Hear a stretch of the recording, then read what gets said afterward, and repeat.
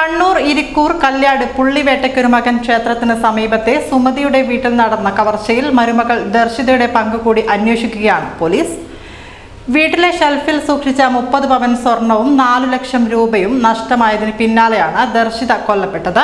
ഇവ എടുത്തത് ദർശിതയാണെന്ന് പോലീസ് സംശയിക്കുന്നുണ്ടെങ്കിലും കൃത്യമായ തെളിവുകൾ ലഭിച്ചിട്ടില്ല. ദർശിത വീട്ടിൽ നിന്നും ഇറങ്ങുമ്പോൾ കയ്യിൽ 3 ബാഗുകൾ ഉണ്ടായിരുന്നു. വസ്ത്രങ്ങളും ഫാൻസി ആഭരണങ്ങളും പണവും സ്വർണവും അടങ്ങിയ 3 ബാഗുകളാണിവ എന്നാണ് പോലീസ് സംശയിക്കുന്നത്. ദർശിതയെ ബസ് സ്റ്റാൻഡിൽ കൊണ്ടുവിട്ട ഓട്ടോ തൊഴിലാളി ഇക്കാര്യം സ്ഥിരീകരിക്കുന്നുണ്ട്. കർണാടക പെരിയപട്ടണയിലെ വീട്ടിലെത്തിയ സമയത്ത് ദർശിതയുടെ കയ്യിൽ 2 ബാഗ് മാത്രമാണ് ഉണ്ടായിരുന്നത്. ഒരു ബാഗ് വീട്ടിലെത്തിയില്ലെന്ന് ദർശിതയുടെ വീട്ടുകാരും വ്യക്തമാക്കി. ഇതിനാൽ പണവും സ്വർണം എടുത്തത് ദർശിത എന്ന നിഗമനത്തിലാണ് പോലീസ്. ഇതിന്റെ തെളിവുകൾക്കായി അറസ്റ്റിലായ കാമുകൻ സിദ്ധരാജുവിനെ കരിക്കോട്ടക്കരി പോലീസ് ചോദ്യം ചെയ്യുകയാണ്. മോഷണ വിവരം അറിഞ്ഞയുടൻ വീട്ടുകാർ ദർശിതയെ ബന്ധപ്പെട്ടിരുന്നു. തന്റെ താലിയടക്കം വീട്ടിലെന്നാണ് ദർശിത വീട്ടുകാരോട് പറഞ്ഞത്. മോഷണ വിവരം അറിഞ്ഞതിനാൽ തിരിച്ചു വരികയാണെന്നും ദർശിത പറഞ്ഞിരുന്നു. തിരിച്ചുള്ള യാത്രയിൽ വീരാജ്പേട്ടയിലെത്തിയെന്ന് വിളിച്ചറിയിച്ചു. എന്നാൽ പിന്നീട് ദർശിതയെ ബന്ധപ്പെടാൻ സാധിച്ചില്ല. സിദ്ധരാജുവുമായി ദർശിതയ്ക്ക് 6 വർഷത്തെ ബന്ധമുണ്ടെന്നാണ് വിവരം. ഈയിടെയായി ദർശിതയുടെ സ്വഭാവത്തിൽ മാറ്റമുണ്ടെന്ന് ദർശിതയുടെ ഭർത്താവിന്റെ സഹോദരൻ പറഞ്ഞു. മോഷണം നടത്തിയ വീട് പൂട്ടിപ്പോയത് ദർശിതയാണ്. തിരിച്ചു വന്ന അമ്മായിയമ്മ മുറിയുടെ താക്കോൽ കാണാതെ അന്വേഷിച്ചപ്പോഴാണ് പണവും സ്വർണവും മോഷണം പോയതായി അറിയുന്നത്. അപ്പോൾ തന്നെ ദർശിതയെ വിളിച്ചിരുന്നു. ദർശിത ഫോൺ എടുത്തപ്പോൾ മറ്റാരോട് സംസാരിക്കുന്നത് കേൾക്കാമായിരുന്നെന്നും ഇവർ പറയുന്നു.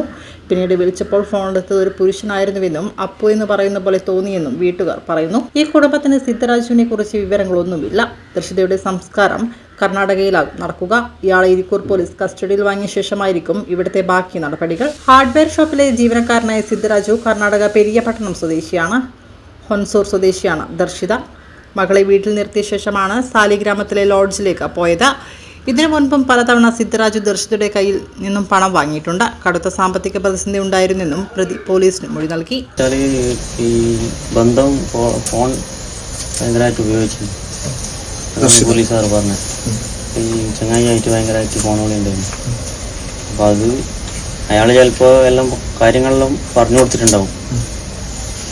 സ്വർണവും പണവും എല്ലാം ഉണ്ടെങ്കിലും എടുത്തിട്ട് വാങ്ങാനും പാർട്ടിയിലേക്ക് പോയിട്ടുണ്ടാവും. അങ്ങനെ അതാണ് അത് കൈക്കലാക്കാൻ ദർശിതനെ കൊലപ്പെടുത്തുക അങ്ങനെയാണോ സംശയിക്കുന്നത്? അങ്ങനെ ആയിരിക്കും. ഇവര് തമ്മിൽ എന്താണ് ബന്ധം, ഈ ദർശിതയും സിദ്ധരാജും തമ്മിൽ? അത് അറിയില്ല, എനിക്ക് അറിയില്ല. മുൻപരിചയമൊന്നും അയാളെ ഇല്ല. എപ്പോഴെങ്കിലും ദർശിത ഇങ്ങനെ ഒരാളെ കുറിച്ച് പറഞ്ഞിട്ടുണ്ടോ? ഇല്ല ഇല്ല. ഇത് ഇവിടുന്ന് പോകുന്നതിന് മുന്നേ നിങ്ങൾക്ക് എന്തെങ്കിലും സംശയം തോന്നുന്ന വിധത്തിലുള്ള ഒരു പെരുമാറ്റം എന്തെങ്കിലും ഇവരുടെ ഭാഗത്തുനിന്നുണ്ടായിരുന്നു? പെരുമാറ്റവും സ്വഭാവം ചില സമയം ദേഷ്യം വരും. അമ്മ പറയലുണ്ട് സ്വഭാവത്തിൽ ചെറിയ മാറ്റം ഉണ്ട് എന്നും പറയലുണ്ട്.